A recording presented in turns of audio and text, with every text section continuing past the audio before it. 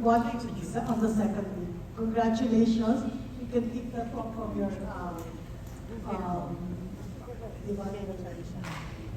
bucket list. Anyway, when you said early this year, when you attended your press conference for your insurance company, you said that under your being busy will be an understatement for you talaga. So it's showing. It's showing talaga. Anyway, what is it with the story of Mallari that convinced you to do this film? To think that you haven't done a horror film before? Thanks. It's not to glorify the serial killers, of course, but to have an interpretation of this first and the only documented serial killer in the Philippines, and that really piqued my interest. So I was like, this is one chance that I didn't want to pass up on. Basically, knowing that we also have this kind of story na pwede natin gawin in a cinematic level. I wanted to be part of that experience. And since the first time it came out, when the poster was revealed and it gained traction, all the more that I felt that it has to be done. And people have to know about the story of Mallari. You were apparently the only choice to play Mallari.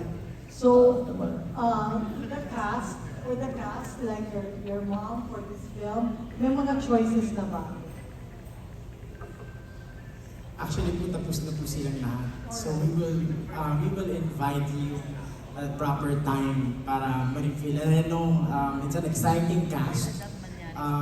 Talagang napakaganda yung binuo na cast nila direct. And so yeah, so abangan nyo rin po at iimbitahin namin kayo for sure the moment that we will reveal yung buong cast po ng Mallari. Pilar.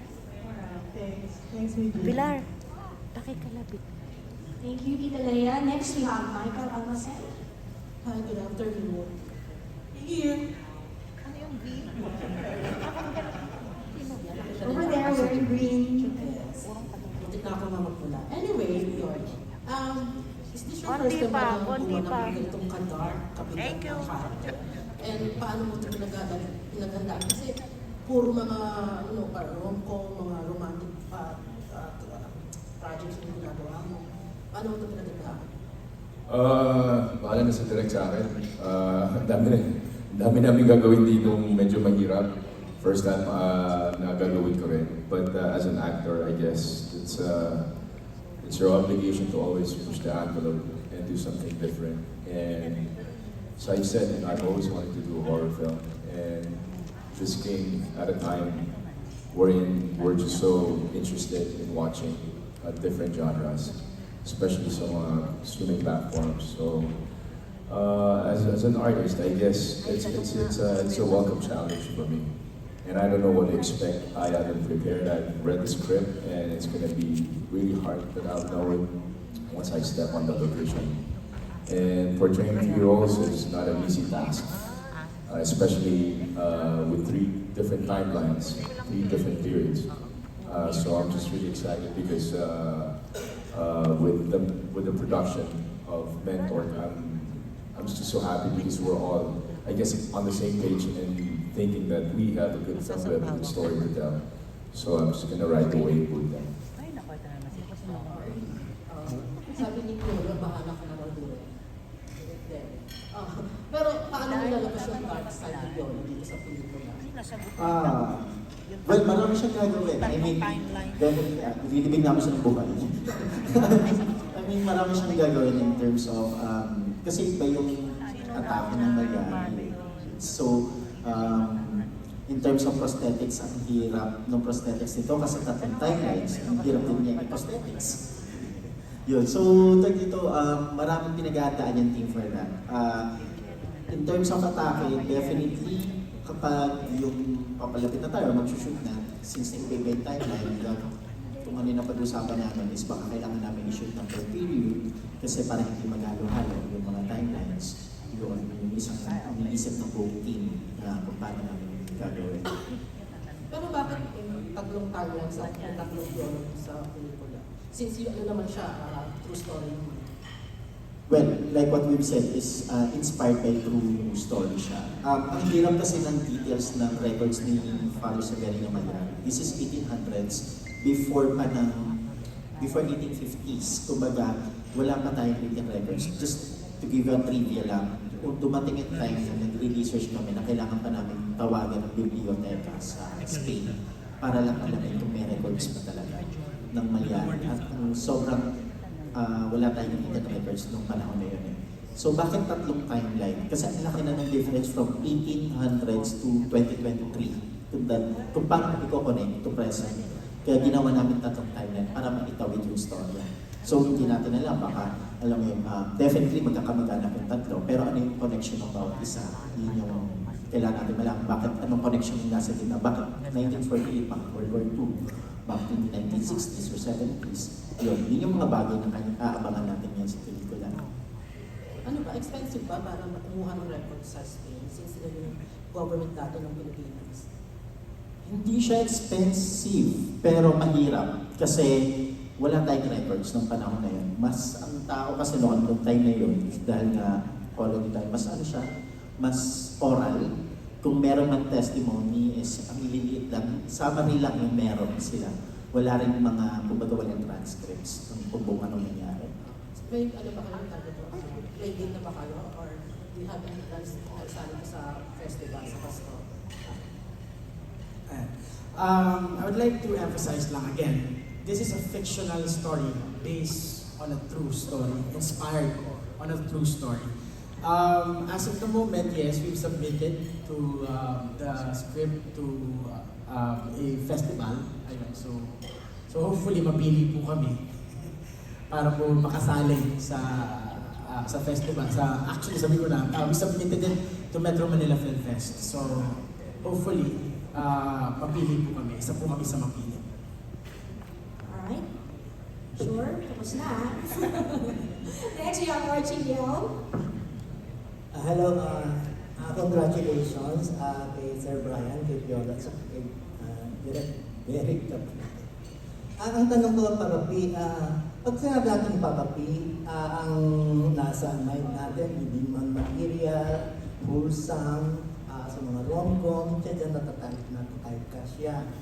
Kasi lang, I cannot imagine Piolo Pascual doing a serial killer sa isang pelikula. So, paano ang mag-atake ko?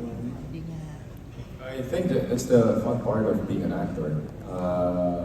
You become another character, and it's very complex for me. So I'll cross the bridge when I get there. In any character, I always find something that is so different from me that I can kind of relate to my own way of expression. But at the same time, I think it's a big responsibility for me to get out of that image that people know of me, and it's a good challenge. I guess for all the films that I've done for the last 2 decades, I always look for something that would ignite my passion for what I do, and this was it. And I really, I'm just looking forward to doing something that would really just test me, my capacity as an artist, as an actor, and as to how I can get there, how I can change in terms of the roles that I'll be portraying. Bahala na sa director. Sa palagay mo, ready na ang mga fans mo na tanggapin ka sa ganitong klaseng ka-dark na role? I guess it's more on the acceptance. It's a privilege. I mean, we're not trying to celebrate the serial killer himself, but we want to celebrate Philippine cinema, and having this guy as the first documented serial killer and be given this chance to portray this role, I would really dig deep into the character and the story so that I can at least, say that, I've done something really different. A horror film, my first horror film, to be exact. And I hope I can, live up to the expectations of our producer as well as the director as well. But Piolo, aware ka rin ba na prior na tanggapin mo itong role dito sa Mallari na may gagawin si Dennis Trillo that would go in the same character As na I for was- international release? I was informed. They already Morning. conceptualizing the idea back in 2017. So it's been going on. So when they pitched it to me, which was a few months ago,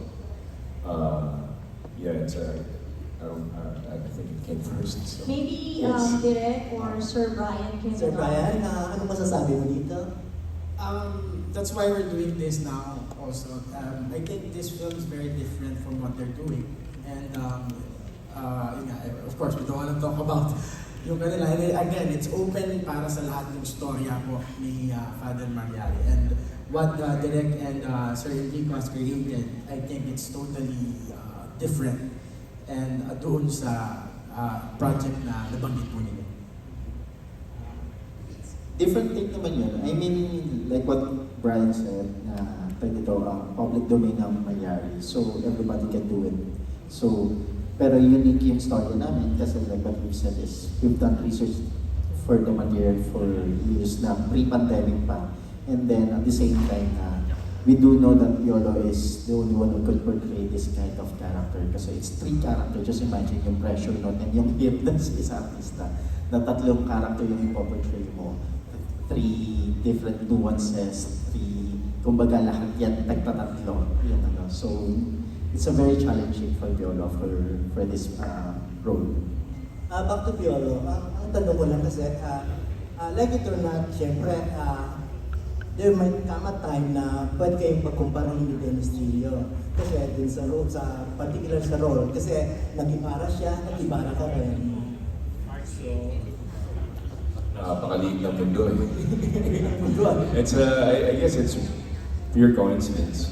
So at the end of the day, we're just artists. We're just we do what we do, and whatever we're given, give it our best. You know, I have respect for Dennis as well. He's a contemporary, and yeah, I'm sure it's going to be fun for both of us. congratulations, Papa P and Sir Brian and Direk. Thank you, Archie. Please pass the mic to Sir Robert. Argentina.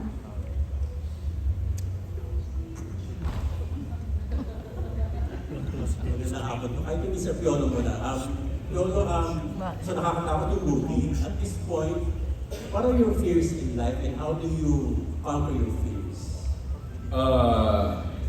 Like when I did Ibarra, you know, it's stepping out of my comfort zone, doing a musical play for the first time, doing a horror film for the first time. Always want to conquer my fear, and you conquer your fear by facing it head on. So that's what I'm doing.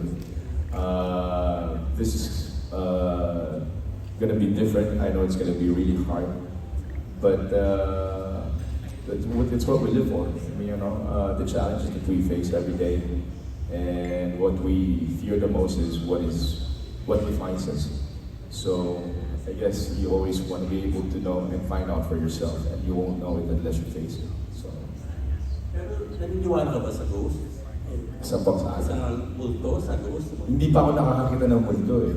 Pero I'm a very religious person myself. But I love watching horror films. This is supernatural. And based on the research, of course, these are all just handed down through different generations. But that's the magic of cinema. And I can't wait to see it happen, you know, when we should. But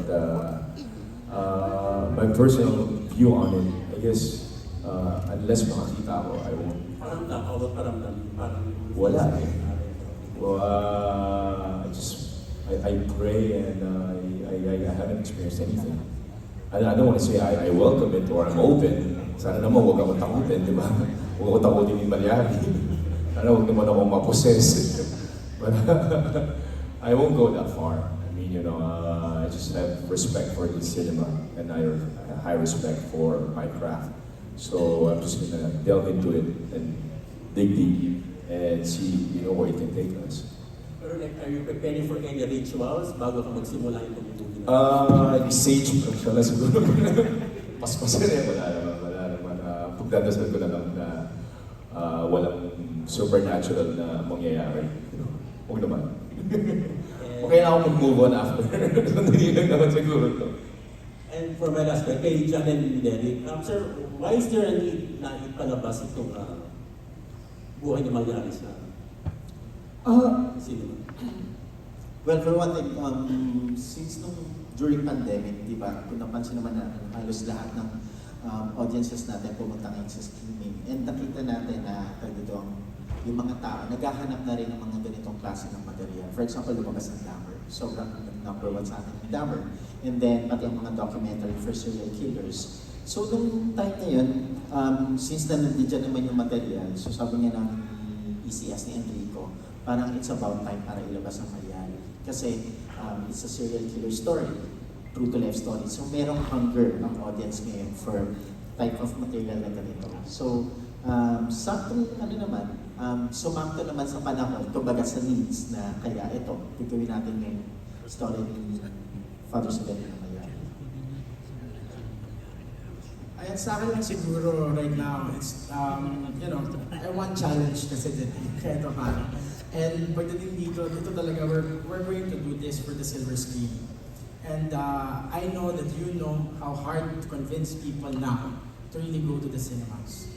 But, with what we've started, with the plan that we're going to do, hopefully, ay maging worth it sa mga Pinoy na talagang, to spend money and to go to the cinemas. And I hope that this movie will also inspire other producers to really produce a quality film that, it's worth it. Kasi magkano pelikula ngayon, diba?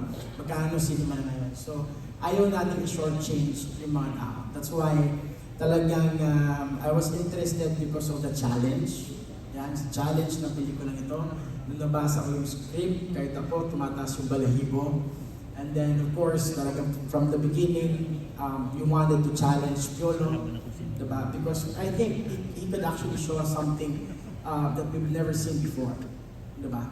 And I think people are also excited to see that. That's why Mallari is getting traction since we released it noong April. So relevant din siya. So nakikita namin yung traction. So right now we have a really huge responsibility to keep up on the expectation ng mga tao dito sa Mallari. Thank you, Sir Robert. Thank you, Sir Brian. Mallari will be the dark side of Piolo Pascual as an actor. Oh, diba?